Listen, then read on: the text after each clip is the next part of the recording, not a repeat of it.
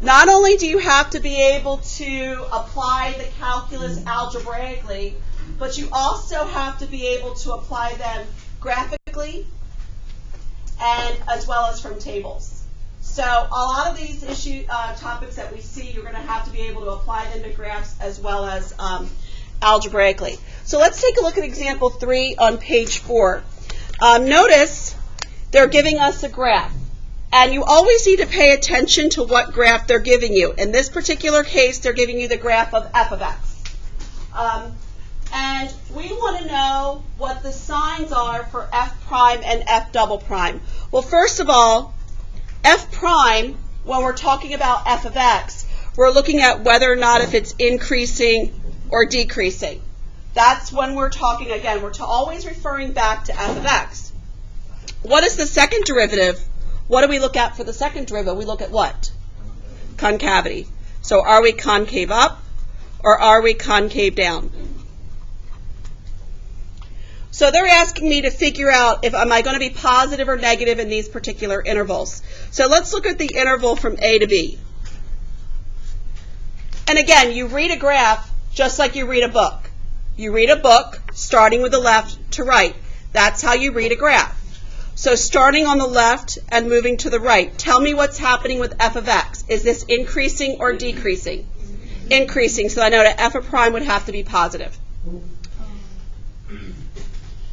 Now remember, concave up is up like a cup. So this is your concave up. Concave down is your down U. So now let's talk about the concavity between A and B. Is this concave up or concave down? Concave up. So since this is concave up, the second derivative would be positive. Okay. So now let's take a look at the interval from B to C. So here's from B to C. Talk about the first derivative. Am I increasing or decreasing from B to C? Increasing. So I know that this is going to be positive. But now be careful what's happening with the concavity from B to C. Is this concave up or concave down? Down. So I know that this is going to have to be negative. You guys go ahead and do C to D for me.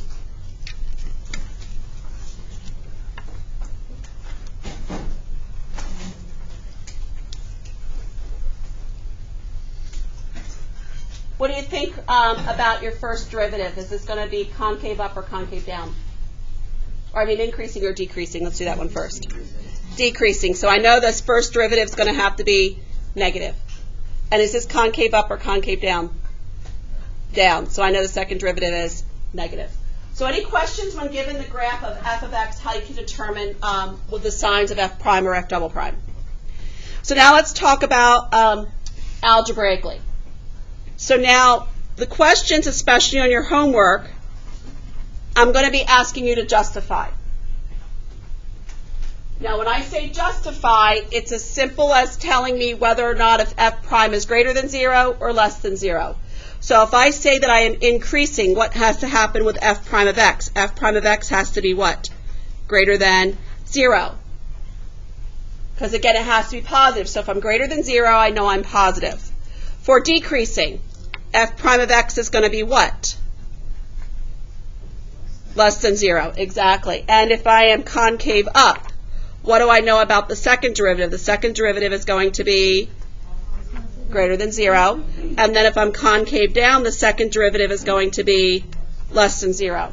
So those are all the justifications you need to say. When you talk about justifications, I'm not looking for a paragraph. You want to keep it sweet, short, to the point. Keep it concise. All right? Now, how do I know if the x-coordinates of inflection points? What has to happen to be an inflection point? Has to change sign. So I know the second derivative has to change sign. Now, when you're asked a question like Part E, you need to be really careful when you're reading these. Sometimes they'll actually ask you for the points. Well, a point has not only an x value, but it has a y value. So you'd have to solve for x and then plug it back in. But this is a nice case because do we have to actually solve for y? No, they just want the x coordinates. So just make sure you're reading carefully. if they want the points or just the x-coordinates.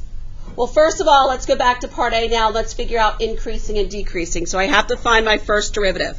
So my first derivative is going to be 12x to the third minus 12x squared. So then to find the critical numbers, I'm going to take the first derivative and I'm going to set it equal to 0. And I want to solve. How am I going to solve that? What can I factor out? I can factor out a what? 12x squared, and that's going to leave me with an x minus 1. So what are my critical numbers going to be? It's going to be x equals what? 0 and 1. Okay? So again, I'm going to label my number line. This is my f prime. And I'm going to plot my critical numbers on my number line. Remember, we don't need to find what the actual number is in each interval. All I need to know is whether or not the signs are going to be positive or negative. So I need to take a test number. So I'm going to pick a number less than 0. What's a nice number less than 0? Negative 1. And what you're going to do, the easiest one to plug it back into is plug it back into the factored form of the first derivative. Well, no matter what, since I'm squaring x on the outside, no matter what, this is always going to be positive, isn't it? So now when I plug negative 1 in for x, negative 1 minus 1 gives me a negative number. So what does that tell me about f of x? Am I increasing or decreasing? Decreasing. So now let's plug in a number between 0 and 1. 1/2. Again, I know that this is always positive. 1/2 minus 1 is going to give me a negative. So I know I am decreasing. So now pick a number greater than 1. I'll pick 2. What happens? Is it positive or negative? Positive. So what does that tell me about f of x? Increasing. Remember, if one number is positive in those intervals, they all are. All right? That's why you want to get away from the assumption of this number line test. Oh, well, if the first interval is negative, it's always going to alternate signs. This is a perfect example of where that's not necessarily always going to happen. It takes about 5 seconds to check each interval. That pattern of it always alternating is a false thing. So now I know where I'm increasing. So I'm going to be increasing from 1 to infinity. I am going to be decreasing from negative infinity to 1. Now, if you broke this up and you said I'm increasing from negative infinity to 0, and then from 0 to 1, you're looking at the entire interval. So for example, I put a graph up here for you. Take a look at y equals x to the third for a minute. Technically, the value of the first derivative is equal to 0 at x equals 0. But if I asked you, where is this function decreasing? Would you tell me from negative infinity to 0 and then 0 to infinity? If I asked you about this graph decreasing, would you say negative infinity to 0 and then 0 to infinity? No, you would tell me it was decreasing for all real numbers. So this is the same idea that's happening on this number line. Yes, the value of this derivative is 0 here, but over the entire interval it is decreasing. So that's why you don't need to break this up from negative infinity to 0 and then 0 to 1. So think about this graph. If I asked you about increasing or decreasing for this, you would say all real numbers. Okay? So does that make sense for everybody? You guys go ahead and find the second derivative and tell me the concavity, whether it's going up or going down and where.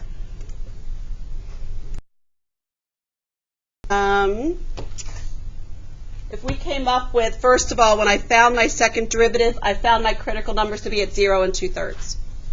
So then when I did my number line test, I should end up with being concave up for all real numbers less than 0, and then numbers greater than 2/3.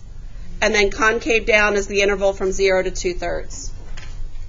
So any questions on determining where you are concave up or concave down?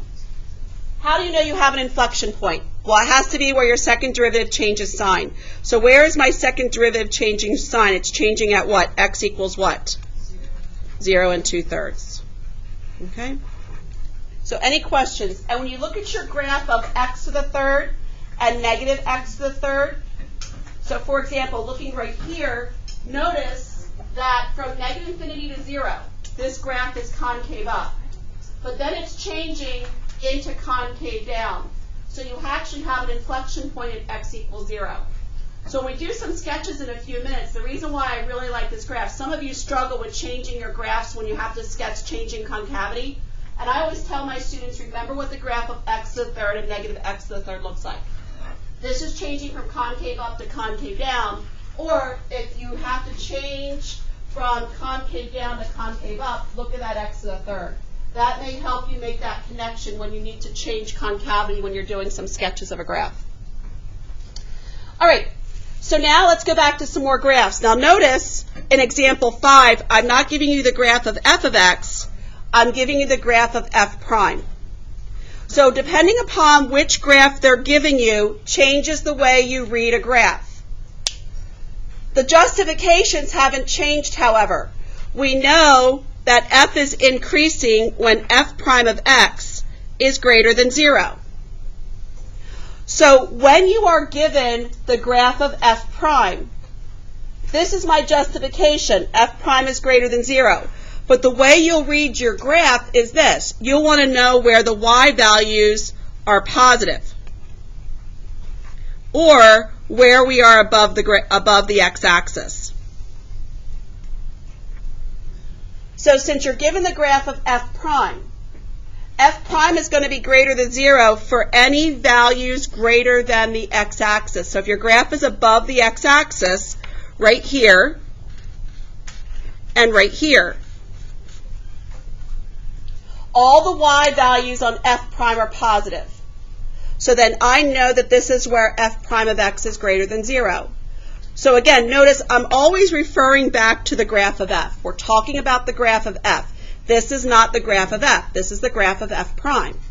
So I know I'm going to be increasing from negative infinity to negative 1 and from 1 to infinity. So any questions on how you can read the graph for f prime? Now, decreasing, I know this is where f prime of x has to be less than 0.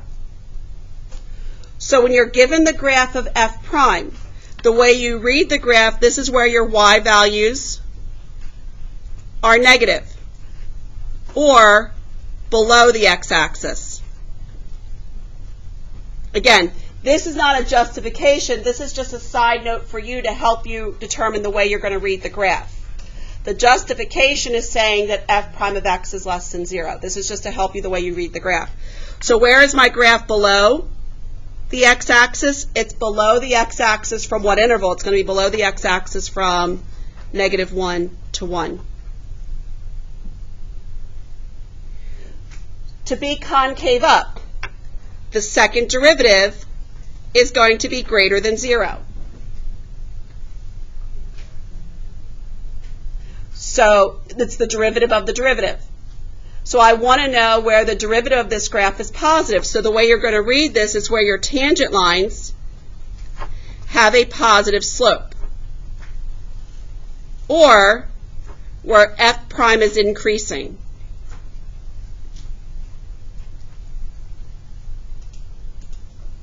Because I know that the second derivative is the derivative of the first derivative, which means we're talking about slope. So notice if you take a look at x equals 0, notice to the right, if you were to sketch all these tangent lines, these will all have positive slopes. So I know that my f double prime of x is going to be greater than 0 from 0 to infinity. So any questions on that? Does that make sense to everybody? So then to be concave down, your second derivative has to be less than 0. So this means your tangent lines have a negative slope, or f prime is decreasing. Again, this is when you're given the graph. You always have to pay attention to what graph they're giving you. This is when they're giving you the graph of f prime. We're referring back to what the graph of f looks like. We don't know what f looks like. All we know is what f prime looks like. So again, if you look at x values less than 0, if you were to sketch all these tangent lines, notice they would all have negative slopes. so that I know that this is going to be concave down from negative infinity to 0.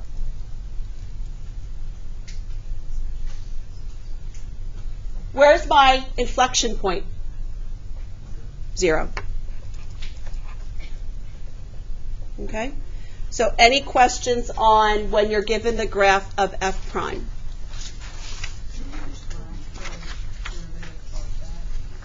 You could, yeah. All right. Well, I gave you the graph of f. I've given you the graph of f prime. Guess what the next graph is going to be? F double prime. By the way, this is the least descriptive graph that you can have. In other words, this graph tells you the least amount of information about f of x. The only thing you can really tell from the second derivative is the concavity. That's really the only thing. So this is the least amount of information you can actually find out about f of x. Again, we're always referring back to what's happening with the graph of f. Again, the justifications haven't changed. Concave up is always where the second derivative is greater than 0.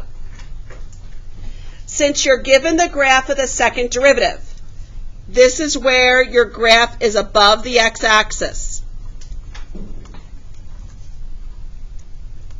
And it's where your y values are positive. Since you're given the graph of f double prime, to find out where f double prime is greater than 0, you're looking for the intervals that are above the x-axis, where the y values are positive on this graph. So if you notice right here, I'm above the x-axis, as well as right here. Let's just call this point -2 on the graph, and this one +2. So where am I going to be concave up? Give me an interval. -2 to what? 0. And then from where? 2 to infinity.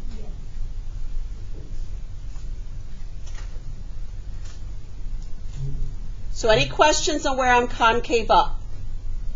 So now concave down, my justification hasn't changed. My second derivative has to be less than 0. And again, since I'm given the graph of the second derivative, I want to look to see where my graph is falling below the x-axis, because this is where the y values are negative.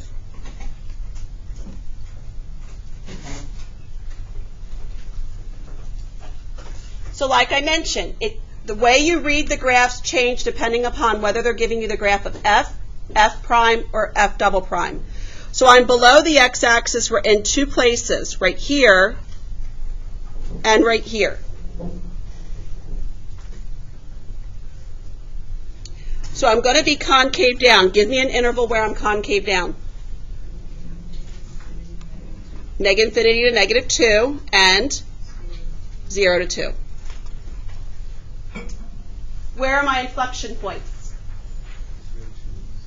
X equals what? -2, 0, and 2. In this case, they were all my x-intercepts, as long as they made that cross over the x-axis. Okay?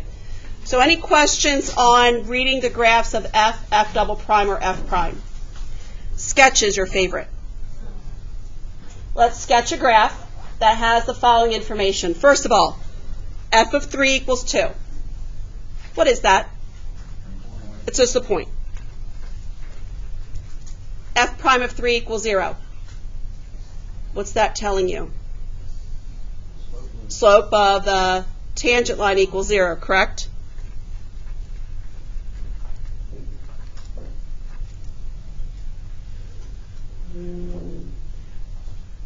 The second derivative is greater than 0 for x values greater than 3. So what is this telling you?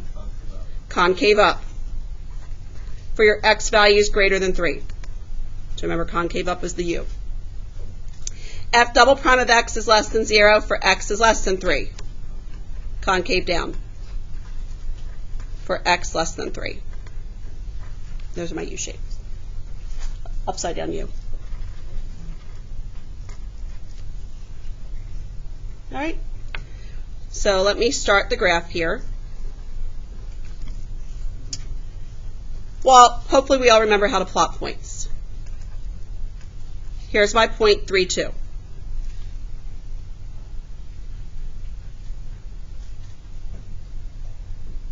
So now, when I have my concave up and concave down, here's concave up, here's concave down. So I know I'm concave down for x values less than 3. So imagine these vertices of the U being your 3 for a minute. I know I'm going to be concave down for x values less than 3. So my graph, less than 3, is going to have to look like that, isn't it? Because that's where I'm concave down for less than 3. But then I have to be concave up to the right of 3 for x values greater than 3. So I'm going to have to make that change in concavity right there. So really what I want to do is I want to make this connection, concave down to concave up. Look at the graph of x to the third. That's exactly what you're going to be sketching, except instead of having that inflection point at 0, you're going to place it at x equals 3.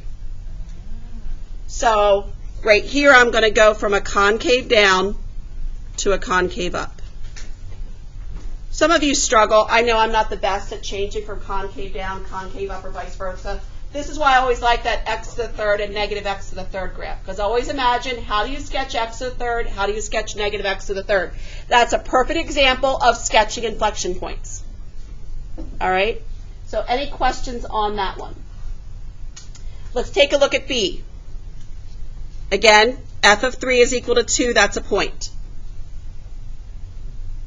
What is this talking about? Your second derivative greater than 0 for every value except 3. What is this telling you about the entire graph?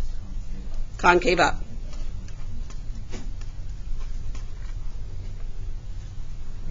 Now be careful about this next part. They're not talking about the limit of f of x. They're talking about the limit of the derivative. So when I'm talking about the derivative, I'm looking at slopes of tangent lines, aren't I? So the slope of all my tangent lines as I approach 3 from the right is approaching negative infinity. What do you think is going to happen here? It could be an asymptote. Could it be something else? There's 2 ways you could sketch this. Yep. Be a lot of a function kind of like x to the third, negative x to the third, or just goes kind of straight down.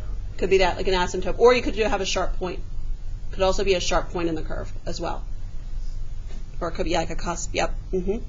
So remember, this is where slope of your tangent lines get really steep going in the negative direction. But when I'm to the left of 3, the slope of my tangent lines are positive. And remember, I've got to assure that this whole thing is concave up, except at 3. So here's my point 3, 2.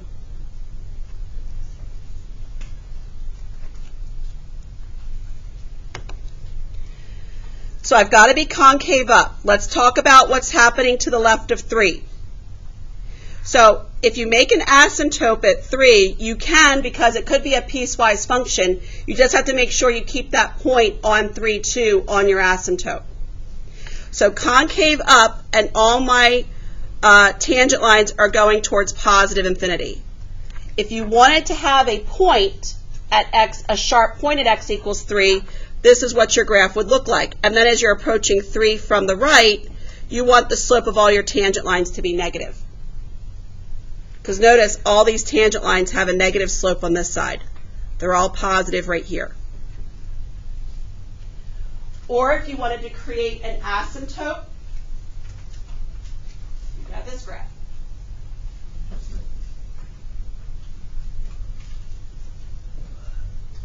You have your graph going up like this, and then down like this. Because as you're approaching 3 from the right, notice the slope of all your tangent lines. Your tangent lines are getting steeper and steeper.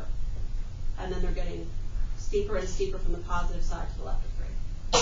So either one of these graphs would be applicable. You can make it a sharp point or an asymptote. So any questions on that? Sometimes you've got a function where instead of having an open interval, they're going to give you a defined domain. And it's trig. Ew. You guys go ahead and tell me what the first derivative is. Find f prime of x. So hopefully we came up with negative sine x plus cosine x. Any questions on that derivative? Now to find your critical points, we have to set this equal to 0.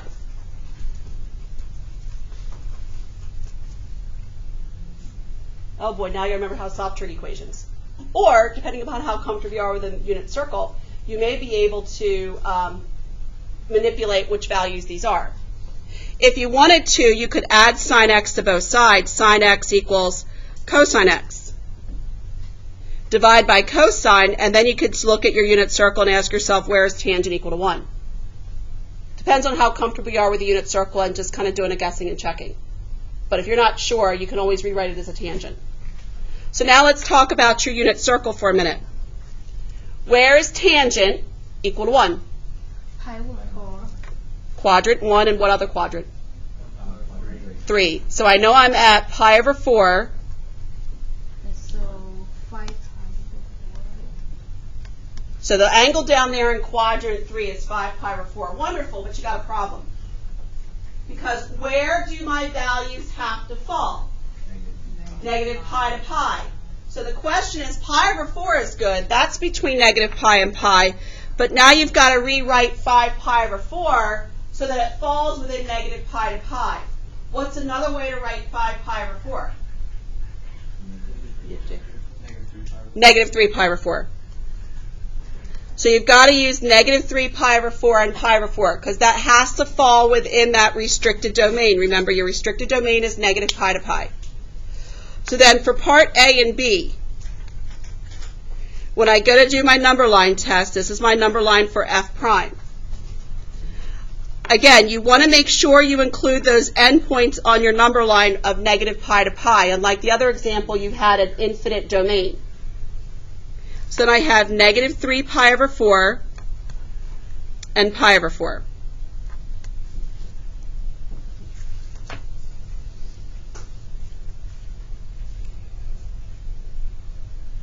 So now, thinking about your unit circle, you want to pick, this should be negative pi, you want to pick an angle between negative pi and negative 3 pi over 4. There's really only one angle you can use from the unit circle. Negative 5 pi over 6. And again, you want to plug it into your derivative, negative sine x plus cosine x. Well, negative 5 pi over 6 I know is in quadrant 3. And what happens with sine and cosine down in quadrant 3? They're both what? They're both negative. So the question is, I know sine of negative 5 pi over 6 is going to be negative 1/2, correct? So I know a negative negative becomes a positive, so that's positive 1/2. And then I know the cosine of negative 5 pi over 6 is going to be negative square root 3 over 2. So the question is, what happens? Which number is bigger, 1 or square root of 3? Square root of 3. So is that going to be a positive or negative? Negative. So what do I know from pi to negative 3 pi over 4? I'm going to be decreasing. Yes? If the interval includes negative pi, why can't you use negative pi? You never use one of the endpoints when you're doing, because you're looking between, not at. You want to look between, what's happening between. How about negative 3 pi over 4 to pi over 4? What's a good angle to use between negative 3 pi over 4 and pi over 4? 0. Well, I know sine of 0 is what? 0. Cosine of 0 is 1. So I know that this is going to be positive. So I'm going to be increasing. And then pi over 4 to pi, what's a good angle to use? Pi over 2. Well, I know sine of pi over 2 is 1, so that's going to give me a negative 1. Cosine of pi over 2 is 0, so I know this is going to have to be negative, so that's going to be decreasing. And I should have put circles above my pi over 4 and negative 3 pi over 4. So now for part A. I'm increasing wherever my interval is positive. So I know I'm going to be increasing from negative 3 pi over 4 to pi over 4. Because again, this is where f prime of x is greater than 0. I'm going to be decreasing wherever f prime is less than 0. Again, it's not going to be negative infinity. It's going to be at negative pi. And since it's a closed interval and they have a bracket in front of negative pi, this is when you want to make sure you use that bracket. Negative pi to negative 3 pi over 4. And then it's going to be from pi over 4 to pi. And again, this is where f prime of x is less than 0.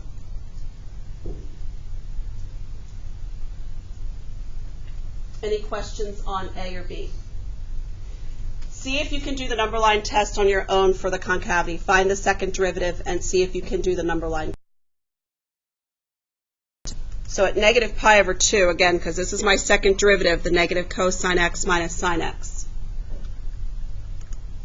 So again, if I plug in negative pi over 2, I know cosine is 0 at negative pi over 2. What happens with negative sine of negative pi over 2? That's going to become what? Is that positive or negative? Well, sine of negative pi over 2 is negative 1, correct? So then a negative becomes a positive. So I know I'm going to be concave up from negative pi to negative pi over 4. What's a good angle to use between negative pi over 4 and 3 pi over 4? 0. Well, I know cosine of 0 is 1. That's going to become negative 1. Minus 0, so this is going to become negative, so I know I'm going to be concave down. And then a good angle to use between 3 pi over 4 and pi? 5 pi over 6. Again, I know at 5 pi over 6, this is going to be a negative because cosine's negative in quadrant 2. So that's going to give me negative square root 3 over 2. But then I know sine is positive in quadrant 2, so that's going to give me minus 1/2. Right? Yep. So what happens here is it's going to be positive or negative? Positive. So it's going to be concave up.